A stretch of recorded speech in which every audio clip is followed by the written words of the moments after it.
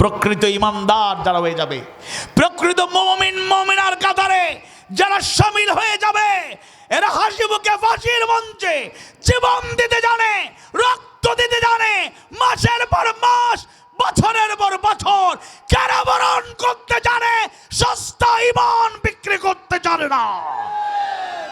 এই সাতক্ষীরার মজলুম জনপদের এই মানুষদেরকে শুধু শহীদ করা হয় নাই, শুধু আঘাত করা হয় নাই, নিরপরাধ মানুষগুলোর বাড়িঘর বুলডোজার দিয়ে গুড়িয়ে দেওয়া হয়েছে, আদর্শ থেকে তাদেরকে সরানো যায় নাই।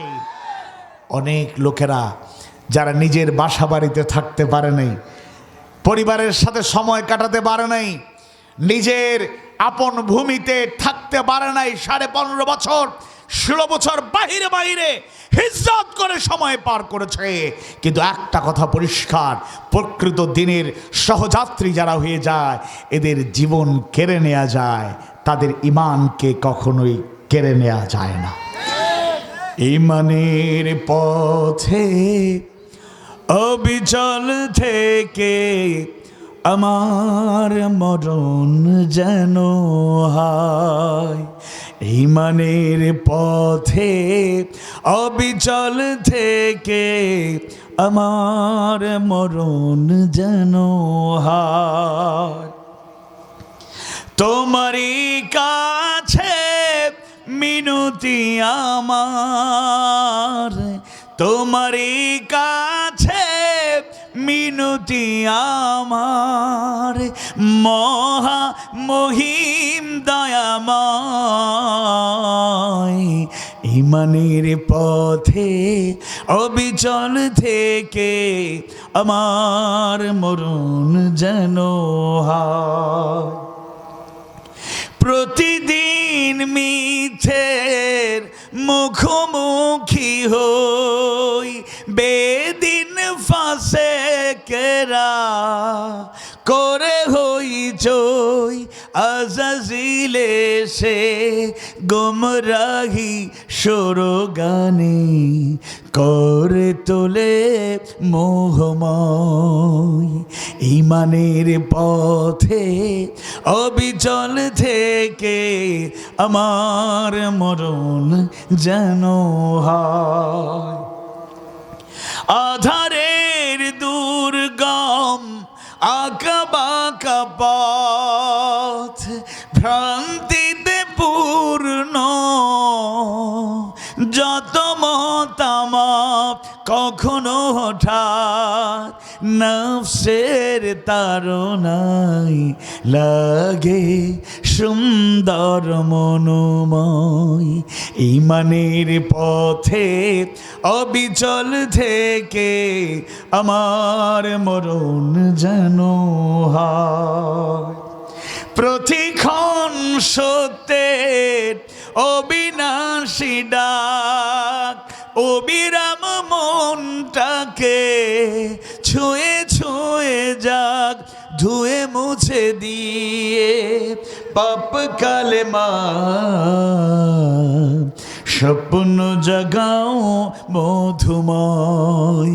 ঈমানের পথে অবিচল থেকে আমার মরণ যেন হয়। ঈমানের পথে অবিচল থেকে আমার মরণ যেন হয়। সবাই পড়ি আমিন আমিন ইয়া রাব্বাল আলামিন। আমার আজকের আলোচনার বিষয় হচ্ছে, আমি যেহেতু প্রথম রজনী বেশি রাত করব না, ইনশাল্লাহ চেষ্টা করব আপনাদেরকে কষ্ট না দিয়ে, বেশি বিরক্ত না করে শেষ করা। আর আগামীকাল সমাপনী রজনীতে আরও স্বতঃস্ফূর্ত অংশগ্রহণের মাধ্যমে মাহফিলকে আমরা সফল করব, বলেন ইনশাআল্লাহ। আলোচনার বিষয় হচ্ছে ইসলাম ও আধুনিক শিক্ষা। শুরুতেই বলে রাখি, যারা আধুনিক শিক্ষায় শিক্ষিত আপনারাও ইনশাআল্লাহ ভুল বুঝবেন না, চেক অ্যান্ড ব্যালেন্স আলোচনা হবে। আর যারা ইসলামী শিক্ষায় আমরা শিক্ষিত হতে চাই তাদেরকেও মনে রাখতে হবে যে ইসলামী শিক্ষা গ্রহণ করা মানে আধুনিক শিক্ষাকে বর্জন করা নয়। দুইটার মধ্যে একটা সমন্বয় করেই আমরা মা বোন সহ সবার কাছে বিষয়গুলো তুলে ধরতে চাই। কারণ যদি এই বিষয়টা আপনি উপলব্ধি করতে না পারেন, তাহলে আমাদের স্বপ্ন আমাদের সন্তানদের নিয়ে, নেক্সট জেনারেশন, নিউ জেনারেশনকে নিয়ে যদি তাদেরকে যথাযথ শিক্ষা আমরা দিতে না পারি, তারা মানুষের মতো মানুষ হতে পারবে? কথা বলে না, পারবে? দুইটার মধ্যে সমন্বয় করি আমরা কথা বলবো। জ্ঞানোন্বেষণ করা ফরজ না নফল? কথা বলেন, ফরজ না নফল? কথা বলে না, ফরজ না নফল? কিভাবে? দলিল ছাড়া তো কথা নাই। যেমন রাসূলের সেই হাদিস আমরা জানি, তলাবাল ইলমে ফরিদাতুন আলা কুল্লি মুসলিম, প্রত্যেক মুসলমানের উপরে জ্ঞান অন্বেষণ করা ফরজ। সূরা জুমারের 9 নম্বর আয়াতে কারিমায় আল্লাহ সুবহানাহু ওয়া তাআলা জানিয়ে দেন, قل هل يستوي الذين يعلمون والذين لا يعلمون। বলুন, যারা জানে আর যারা জানে না তারা কি সমান হতে পারে? জ্ঞান অন্বেষণ করা ফরজ। আর জ্ঞান অন্বেষণ করার প্রধানতম একটি মাধ্যম হলো শিক্ষা। আমি একটা গল্প আপনাদেরকে শোনাই। সিলেটের অনেক লোকজন থাকে, মনে করেন ইংল্যান্ডে, লন্ডনে, আপনাদেরও অনেক লোক ইউরোপ আমেরিকা সব জায়গায়, মধ্যপ্রাচ্যে বেশি সংখ্যক লোক আলহামদুলিল্লাহ থাকেন। তো লন্ডনের একটা রেস্টুরেন্টের গল্প আপনাদেরকে বলি। এই গল্পটি শিক্ষণীয়, এমনি বলার জন্য নয়। তো লন্ডনে একটা রেস্টুরেন্টে চাকরি করে বিভিন্ন দেশের নাগরিক, বাংলাদেশের আছে, পাকিস্তান, ভারতের আছে, ইউরোপ আমেরিকার, আফ্রিকার লোকও সেখানে আছে, নাইজেরিয়ান একজন লোকও সেখানে ছিল, অনেক উঁচু সুঠাম দেহের অধিকারী। তো যেই রেস্টুরেন্টে চাকরি করে, ওই রেস্টুরেন্টে তাদেরকে দুপুরবেলায় খাবারের প্যাকেট দেওয়া হয়। যারা কর্মকর্তা, তাদেরকে লাঞ্চের প্যাকেট দেওয়া হয়। তো তাদের বিরতি হলো, এবার খাবারের প্যাকেট বিতরণ শুরু হয়েছে। অনেক কর্মচারী কাজ করে, অনেক বড় রেস্টুরেন্ট। বিতরণ করতে করতে শেষ পর্যায়ে এসে দেখা গেল প্যাকেট আছে একটা, লোক খাবারের মতো বাকি আছেন দুইজন। কয়জন? দুজন লোক বাকি আছেন। যে কোনো কারণে একটা প্যাকেট কম হয়ে গিয়েছে, প্যাকেট আছে একটা। একজন নাইজেরিয়ান নাগরিক, অনেক উঁচু, অনেক সুঠাম দেহের অধিকারী, অনেক শক্তিশালী, এনার্জেটিক, আর আরেকজন ছোটোখাটো বাংলাদেশের নাগরিক। এবার প্যাকেট দুজনের দিকে তাকাচ্ছেন বিতরণকারী, কারে দিবেন? চাহিদার দিক বিবেচনা করলে তো নাইজেরিয়ান লোককে দিয়ে দিতে হবে। বাঙালি লোকটা কিছু বলার আগে বলতেছে, এক কাজ করেন, হাত তুলে বলতেছে, এক কাজ করেন, একটা প্রতিযোগিতা হোক। কি হবে? প্রতিযোগিতা, কম্পিটিশন। দুজনের মধ্যে একটা প্রতিযোগিতা হবে, যে জিতবে প্যাকেটটা পাবে। নাইজেরিয়ান লোক খুব রাগ করলো, আমার ক্ষুধা বেশি লাগছে, আমাকে প্যাকেট দিয়ে দাও, আমি খাবো, আবার প্রতিযোগিতা কি? বাঙালি লোকটা মুচকে হাসি দিয়ে বলে, শোনেন, প্রতিযোগিতা কি আগে শোনেন, আপনি খুশি হবেন। কই কি প্রতিযোগিতা? হচ্ছে দুজন দুজনের নাকে ঘুষি মারবো। দুজন দুজনের নাকে কি করব?